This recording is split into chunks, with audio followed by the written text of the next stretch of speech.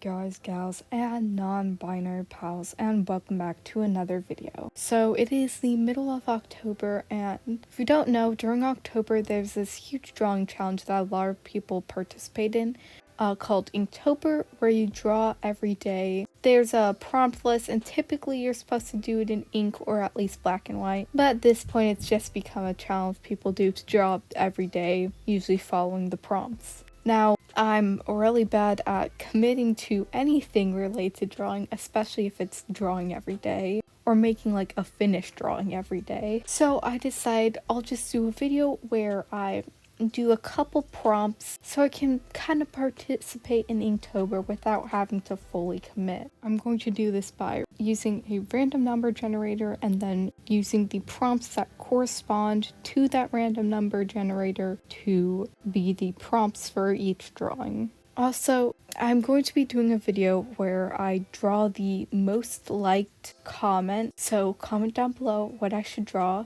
If yours gets the most liked, then it will be the drawing I do in a video in the near future. Also, please subscribe. I'm trying to get to 2,000 subscribers before October ends, and on with the video. So the first set of prompts I got were crystal, raven, and wrist. So right off the bat, I could connect the crystal and raven because like birds like shiny things, right? Especially like frozen ravens. So I wanted to have a bird trying to get a shiny thing.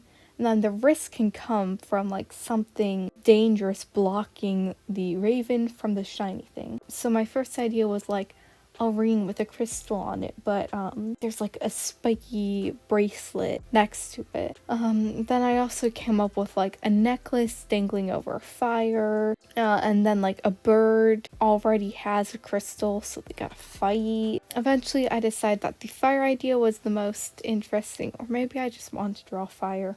That's probably it. Now, when I talk about this, you're gonna notice that this drawing process is a lot different than how I normally draw. There's gonna be a lot of things I wouldn't normally do. During this whole drawing, I don't know the verb form, but derealizing. So yeah, this drawing's kind of interesting to look back at to see how I was feeling during that. So right off the bat, you'll see pretty quickly that there's a lot of copy pasting I do and transforming, which are things I don't normally do. With transforming, it kind of blurs out the edges of whatever you drew, so I don't typically do that after I've inked. And copy pasting things usually makes things look too perfect in my eyes, so I also don't like to do that. But for this drawing, I did a lot of it. Like, I edited the crystal, I made whatever this weird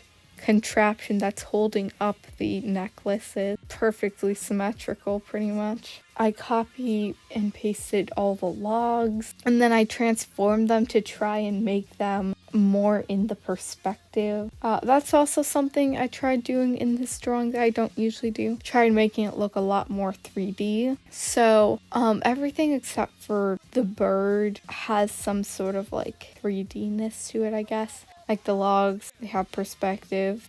The contraption's also slightly 3D, just little things like that. The bird's as flat as most of my drawings though. So when it came to actually making the logs, since I want to make the drawing look more 3D than most of my drawings, for some reason I barely used the ruler tool, even though I was trying to make it have like perspective to it. So yeah, they are kind of wonky, and I spent a lot of time fiddling with them, trying to make them not look wonky. They look okay-ish, especially when the fire gets added on to cover them up a bit. But yeah, they're messed up in their own little special way. It just gives them character. Also, I'm really bad at drawing birds typically. I don't know what it is. I'm bad with animals in general since I don't draw them too much. But birds especially, I have a lot of trouble like breaking them down into basic shapes to draw. It's a bit easier when I do it cartoonily though. But I pulled up a reference for a raven, and tail feathers are a bit weird, and the wing position's a bit weird too. I wanted to try and show like an expression of fear because he's like, oh god, fire, but I've got to face it to get my beautiful crystal. it does kind of put it in not a plausible position, I don't think. But overall, this is one of the best birds I've drawn, I'm not gonna lie. I just kind of try and avoid birds.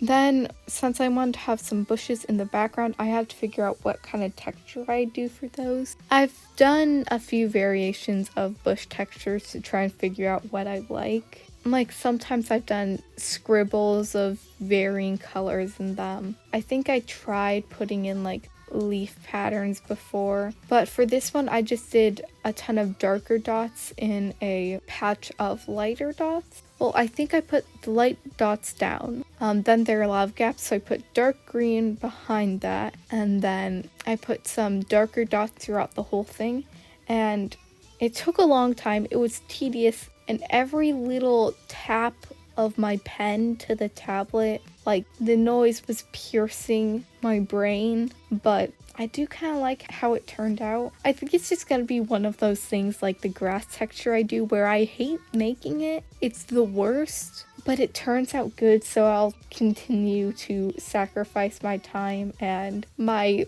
eardrums to the process of creating it. And then I added in the fire, and I just took an airbrush and made some like lines going upwards with red, then orange, then yellow, and then I add in a glow and some rim light against all the surrounding objects. And I didn't shade this one. Throughout the process of creating the 3 drawings you'll see, I do some shading in the other 2, but most of it's pretty simple, not too involved, because I wanted to make 3 drawings and get them out in time and not put too much energy into each one of them. So I did cut back on the shading, and you'll see more of that in the other 2, but for this one I only did the rim light, no other shading. I didn't think it needed it since most of it's already pretty dark, and the rim lighting added enough dimension. But that was pretty much it. I just threw on an outline for the bird so that he popped out a bit more,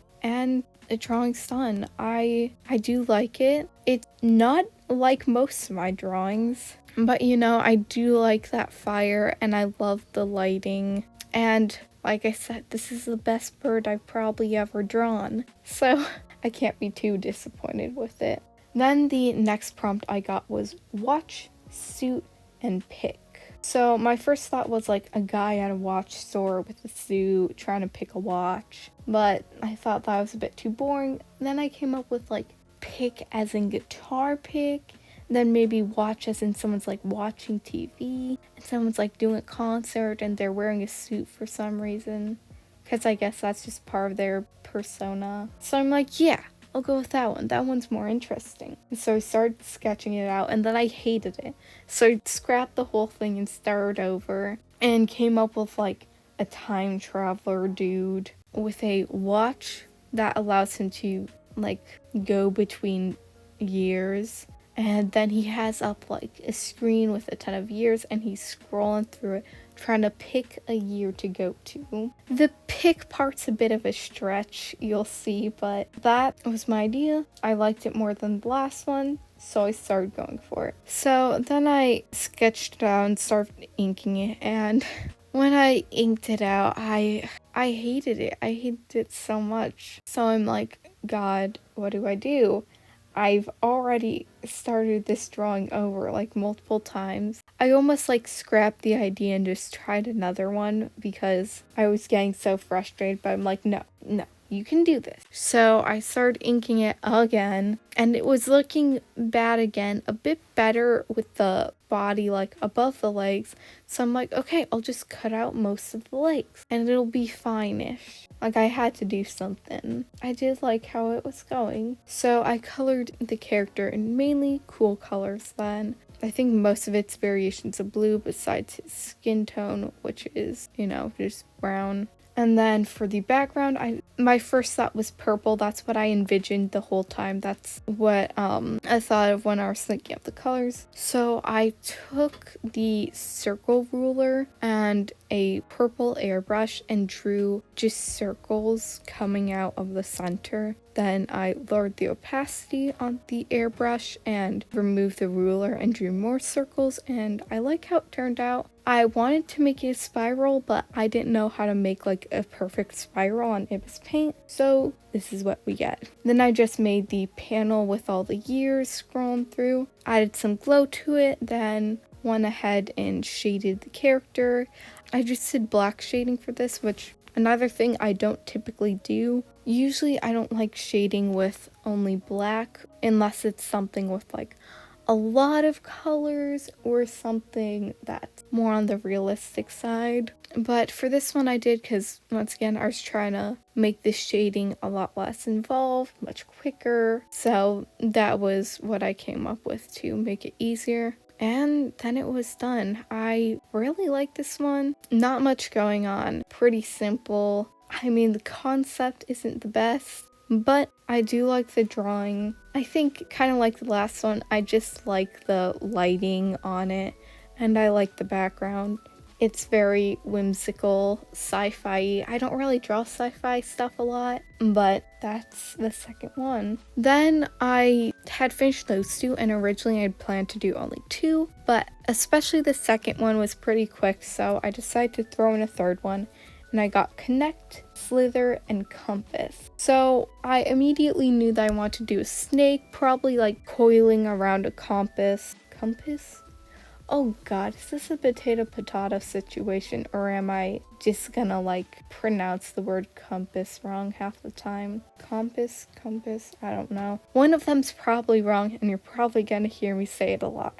So I didn't know how to implement the connect prompt though, cause that's such a weird word. Like connect, it could be talking about like connections as in relationships, it could be talking about like two things touching or being drawn to each other. While I was coming up with ideas, I thought of connecting as in like puzzle pieces. So I decided to draw a puzzle, and then the puzzle has a drawing of a snake holding a compass in it. So this is kind of a drawing within a drawing, which had to bring me to the question of how to separate the drawing in the drawing from the drawing. Oh god, this is hurting my brain.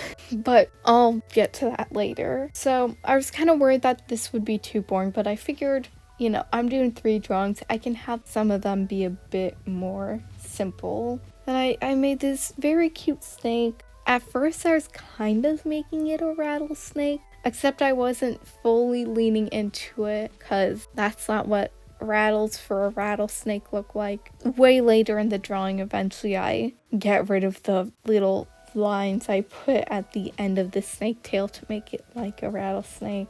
And then I started making the puzzle pieces, and I was really scared about this because I didn't know how on earth I was going to do it at first. So first I just separated it into a grid of 12 different squares. And then I'm like, okay, how on earth am I going to add the little bits and bobs that make them actually connect with each other? Because I wanted them to be perfect since it's a puzzle, but I didn't know how to do that. I could have used the oval tool, but I'm too dumb for that. So I just drew on little knobs for them all. I tried to randomize which ones were going in and which ones were going out.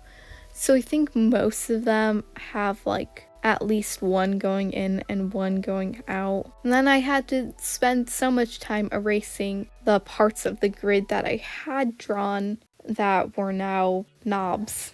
And then I went back to the drawing on the puzzle, and I took a clipping mask to make all the line art like closer to the color inside of it. So like I just used a dark green for the line art of the snake, some dark grays for the compass. And that was how I was going to have it like separate from the puzzle, because first of all, the black lines of the puzzle pieces were all blending in with the outline of the puzzle, and you know, the puzzle needs to be in like slightly a different style so it looked like a drawing within a drawing. And I think it turned out well. The actual drawing on the puzzle doesn't stand out as much, but you know, I think that's kind of the point, because it's a drawing within a drawing. Then I had to figure out how I was going to take one of the puzzle pieces and remove it. So what I did, let me see if I can even remember how I did this. I think I selected the inside of the puzzle piece by like hiding everything except for the outline of the puzzle. Then I selected the outline of all the jigsaw pieces, so I had the outline of that one puzzle piece. And then I removed the selection with the lasso tool of all the other puzzle pieces besides that one. And then I used a folder to put the layer below that in with the liner of the jigsaw pieces. And then I moved it out and filled in the empty space with black. That was the best way I could come up with doing it. I'm sure there's a better way, an easier way, but that's what I went with, and it worked out just fine. I liked how it turned out. And I think technically I shouldn't have filled it in with black. I should have filled it in with the color of the thing holding the jigsaw pieces, but oh well. And then I just did some simple black and white shading on like the corners of the puzzle. I added in a background color and shaded beneath the puzzle and the puzzle piece, and that was pretty much done. I really like this one too. It's simple, it's cute. Weirdly, it like had some of the most interesting drawing procedures and had me problem solving how to do so many things. But I think that's what made this drawing so fun to do, because there's so much I had to figure out how to do that I wouldn't normally be doing without all these Inktober prompts. So make sure you comment down below your idea for what I should draw in a future video. Maybe yours will be the one that gets picked. You don't know until you comment it. Also, make sure to like and subscribe. Remember, I do want to get to 2K before October ends. Probably won't happen, but it's always good to dream. Then also follow my Twitter and Instagram. They're in the description below. And I will see you all next week.